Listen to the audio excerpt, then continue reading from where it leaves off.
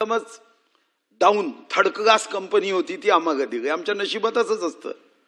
आणि त्या कंपनीने काय केलं अध्यक्ष महाराज, शेतकऱ्यांच्या शेतात गावण्यात आलेल्या CRI कंपनीच्या कृषी सोलर पंपाच्या तक्रारीच्या संदर्भात उपस्थित तारांकित प्रश्नावर अध्यक्ष महाराज मी अर्धा तास चर्चेला इथं उभा झालो आहे. महाराष्ट्रभर सोलार पंप लावायचा निर्णय केला, चांगला निर्णय आहे, मी स्वागत करतो. पण अध्यक्ष महाराज आपण आम्हाला सोलार लावायला सांगितलं. आता आमच्याकडे साधारणतः 1921 लाभार्थ्यांनी सौर कृषी पंप स्थापित केले आणि तुमच्याकडे 503 लाभार्थ्यांचे सौर पंपाचे अर्ज आजही प्रलंबित आहे. खरं तर सांगितलं काय अध्यक्ष महाराज, ज्या कोणत्या कंपन्यांना सोलर लावण्याचा नियम केला त्याच्यातही मला वाटतं की जी एकदमच डाऊन थर्ड क्लास कंपनी होती ती आम्हाला दिली. आमच्या नशिबात असंच असतं. आणि त्या कंपनीने काय केलं अध्यक्ष महाराज, आणि हे माझं शेतकऱ्यांची तक्रार नाही अध्यक्ष महाराज, मी मंत्री महोदयांना तुमच्याच विभागाचं हे पत्र आहे.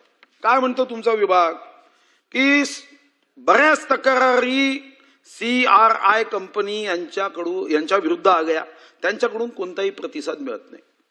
वरिष्ठ कार्यालयाकडे त्यांची तक्रार दिलेली आहे. आता कोण वरिष्ठ कार्यालय आहे तुमचं मला माहित नाही, पण वरिष्ठ कार्यालयात सुद्धा तक्रार गेल्यानंतर ते मात्र नावानी वरिष्ठ आहे, काम कनिष्ठ आहे. अध्यक्ष महाराज त्यांनी या तक्रारीची दखल 28 जानेवारीच्या अगोदर दिलेल्या तक्रारीची दखल घेत नाही, या कंपनींना बेदखल करत नाही, या कंपन्यांवर कोणती कारवाई करत नाही.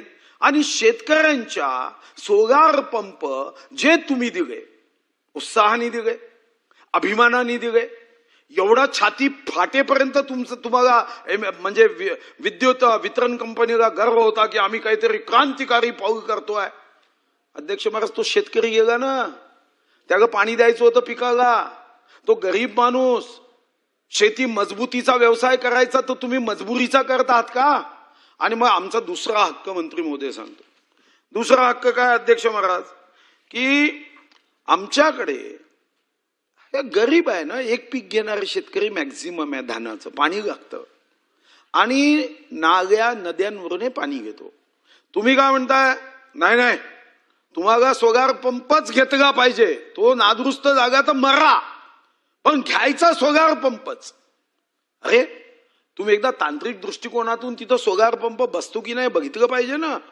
परिणाम काय झाला, आत्ता हे तुमच्याच विभागाची टिप्पणी आहे, कदाचित तुमच्याकडे आली असेल, तुमच्या विभागाला याची जाणीव आहे की काही पंप पुरामुळे नादुरुस्त झालेले आहे आणि पंपांना दुरुस्तीसाठी बराच कालावधी लागतो. कारण काय तर कंपनीचा विमा प्रतिनिधी आवश्यक कागदपत्र मिळाल्यानंतर पडताळणीसाठी, आता हे लिहिलं नाही, हे गुप्त वाक्य आहे, चंद्रावरून प्रवास करून येतो.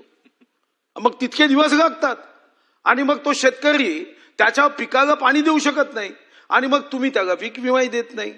म्हणजे दुहेरी मार, त्याचंच अन्न खायचं आणि त्याला दुहेरी मार द्यायचा अध्यक्ष महाराज. आणि आत्ता सदर पंप यामुळे नादुरुस्त आहे. तर माझी पहिली मागणी आहे की तुम्ही जिथं योग्य आहे तिथं सोलार पंप दिलंच पाहिजे. हे जबरदस्तीने द्यायला काय मंत्रिमंडळाची खाती आहे की इच्छेच्या विरुद्ध खाती द्या, जबरदस्तीने का देताय तुम्ही, त्याला जर एजी पंप पाहिजे. मग तिसरा मुद्दा जो अजून गमतीशीर आहे, आमचा हक्क काय हेही सांगतो. खरं तर विदर्भ मराठवाड्याची लोक साधी आहेत, खूप साधी आहेत. कारण मी जावई असल्यामुळे मला मराठवाड्याचा तर फार चांगला अनुभव आहे, साधी असतात. अध्यक्ष महाराज हे कधी केलं सोलार पंपाचं गणित, जेव्हा इतरांची म्हणजे मामा याचा अन्वयार्थ अन्यथा घेऊ नका. मी तुम्हाला छोटं एक उदाहरण देतो, मी तर खूप विश्लेषण केलं, एक छोटं उदाहरण देतो. अध्यक्ष महाराज आता मी साधारणतः गणित देतो आणि हा कागद नंतर तुम्ही पाहिजे असेल तर देतो. आर्थिक पाहणी अहवाल 7.13.1 पान नंबर 102. आपण काय म्हणतो काय, राज्यात मार्च 2024 पर्यंत एकूण 48.69 लाख कृषी पंपाचे विद्युतीकरण करण्यात आले. ठीक आहे, तुम्ही नाही केलंय, तुम्ही येईपर्यंत 24 पर्यंत ते मार्च 24 पर्यंत झालं, मान्य.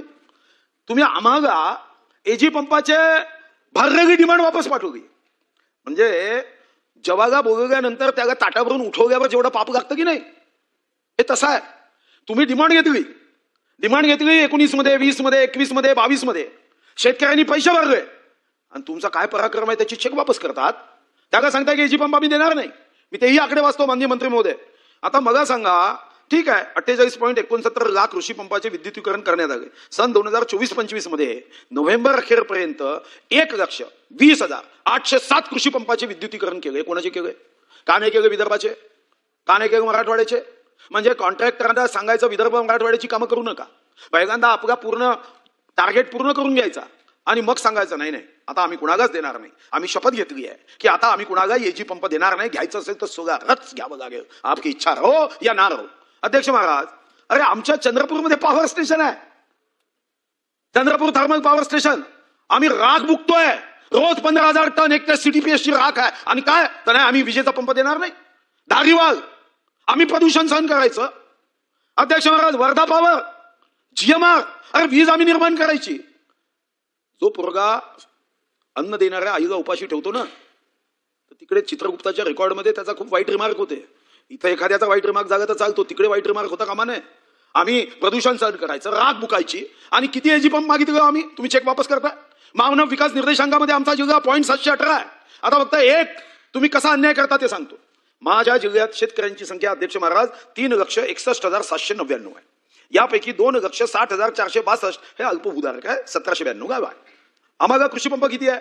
लोकसंख्या 3,61,799, कृषी पंप आहे 65,316. ठीक आहे, मी समजू शकतो. आता मी तुम्हाला दुसरा आकडा देतो, अन्यथा घेऊ नका हो भाऊ. दुसरा आकडा देतो. सोलापूर जिल्ह्यात किती शेतकरी आहे? 7,74,691 आणि पंप किती दिले आहे? 4,712. म्हणजे आम्हाला पंप द्यायचे असेल तर तुमचं धोरण आमच्यासाठी मरण. हे काय आहे? एसी पंप देताना आता मी पुढचे आकडे देतो. अध्यक्ष महाराज, या संदर्भामध्ये आमचे किती अर्ज होते, म्हणून मी तुम्हाला म्हणतो की जावयागा नाराज करू नका. आमचे एजी पंप पूर्ण द्या. ते अधिकाऱ्यांच्या नादागा लागू नका. आपल्या अधिकाऱ्यांच्या नादागा मीही कधी लागलो नाही, तुम्ही लागू नका. हे त्यांचं एक साचेबंद उत्तर आहे, त्यांचं एक जीवनशैली आहे. आपण शेतकऱ्यांच्या मधात राहतो. किती अर्ज होते? चंद्रपूर सर्कलचे फक्त 1,447 अर्ज हे एजी पंपासाठी होते. तुमचा रेकॉर्ड म्हणतो नाही आम्ही टोटल चेक इश्यूड वापस 1,447. तेवढी एजी पंप द्यायला ज्या जिल्ह्यांनी तुम्हाला ऊर्जा दिली, थर्मल पॉवर स्टेशन दिले, त्याला तुम्ही एजी पंप देऊ शकत नाही. 1,447. मी हिशोब करत बसलो काल रात्री, तुमच्यामुळे कारण नसताना जागरण झालं. अध्यक्ष महाराज, एकूण तुमचे जेवढे पंप आहे ना त्याचा मी रेशो काढला. विदर्भामध्ये 56च्या करारानुसार आम्हाला 23% पंप आमच्या वाट्याला यायला हवे. आमच्या वाट्याला किती यायला पाहिजे? 10,93,713 एजी पंप आमच्या वाट्याला यायला पाहिजे. जर तुम्ही दांडेकर समितीचा अहवाल स्वीकारत असाल, तुम्ही विजय कळकर समितीचा अहवाल स्वीकारत असाल तर 10,93,713. आता किती आहे? 9,69,632. म्हणजे आमचा हक्क किती आहे विदर्भाचा? विदर्भाचा हक्क अजून 1,24,021 एजी पंपाच्या अनुशेषाचा आमचा हक्क आहे. 1,00,000. तुम्हाला मदत पाहिजे तर मराठवाड्याची मी काढून देऊ, पण अन्याय करायचा नाही, अन्याय सहन करायचा नाही. त्याच्यासाठी मंत्रिपद गेलं तरी चालते, पण अन्याय सहन नाही करायचा. आता 1,24,021 हा जर अनुशेष आमचा आहे आणि द्यायचे किती आहे? द्यायचे किती आहे? तर विदर्भाचे एकूण नागपूर विभागामध्ये जेवढे कनेक्शन आहे एजी पंपाचे पेंडिंग ते 17,361 आहे. आणि समजा मी अकोला अमरावती विभागाचे एकत्र केले तर ते 9,248. म्हणजे एकूण तुम्हाला 26,609 एजी कनेक्शन फक्त द्यायचे आहे. अनुशेष किती आहे? 1,24,021. तर कमीत कमी तुम्ही नवीन निमंत्रण देऊ नका, पण ज्यांना तुम्ही निमंत्रण दिलं आणि ज्यांचे तुम्ही पैसे भरून घेतले, त्यांच्या कष्टाचे पैसे आहे, घामाचे पैसे आहे, बिना व्याजाने तुम्ही भरून घेतले, हे विदर्भाचे 26,609 पुन्हा द्यायचे की नाही हे मी समजू शकतो. दिले पाहिजे. खरं तर 1,24,021 एजी पंपाचा अनुशेष आहे तोपर्यंत पंप दिले पाहिजे. पण खूप तुम्हाला देण्याची इच्छा नसेल, खूप त्रास होतोय, इतकी अडचण आली आहे की आता हे दिल्यानंतर प्रकाशगड विकावं लागेल तर मी समजू शकतो.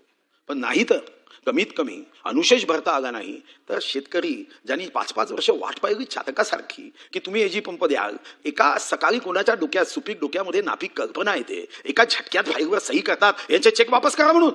आणि तुम्ही आमच्या सर्वांचे चेक वापस करून टाकले. म्हणजे एकीकडे सोलार पंप जबरदस्तीने द्यायचे, सोलार पंप दुरुस्तीला 4-4 महिने लावायचे, त्या शेतकऱ्यांना अडचणीत आणायचं, शेतकऱ्यांना संकटात आणायचं. हा कोणता अघोरी आनंद आहे? हा कोणता असुरी आनंद आहे? अध्यक्ष महाराज, मी माझ्या जिल्ह्याचा पालकमंत्री असेपर्यंत अतिशय संवेदनशीलने भांडायचो, कनेक्शन द्यायला लावायचं. मी सांगायचो पैसे नसेल डीपीडीसीतून घ्या, तुमच्याकडे पैसे देत नसतील तर तुम्ही खनिजमधून घ्या, पण शेतकऱ्याच्या शेताला पाणी न देणं म्हणजे देवानी शरीर बनवून पाठवलं पण आत्मा न पाठवला तर जसं त्या शरीराची अवस्था होते तशी त्या शेतीची अवस्था होते. आणि कमीत कमी माझा आपल्याला आग्रह आहे, सोलार पंपाच्या दुरुस्तीच्या संदर्भात तुम्ही उत्तर द्या, मला माहिती आहे कारण ते ब्रीफिंग तुम्हाला झालं आहे की आता असं आहे, ती कंपनी बदलू वगैरे. पण मी प्रश्न विचारताना फक्त मगमपट्टी नाही विचारते, मी याच्यावरचा स्थायी उपाय सांगतो आहे की तुम्ही आता आमचे जेवढे कनेक्शन हे तुमच्याकडे पेंडिंग आहे 1447, तुम्ही लिहिलाय चेक इश्यू 100%, म्हणजे तुम्ही आमच्या विदर्भाचे तर साधारणतः किती केले, 99% चेक इश्यू करून टाकले. एवढी काय घाई होती हो?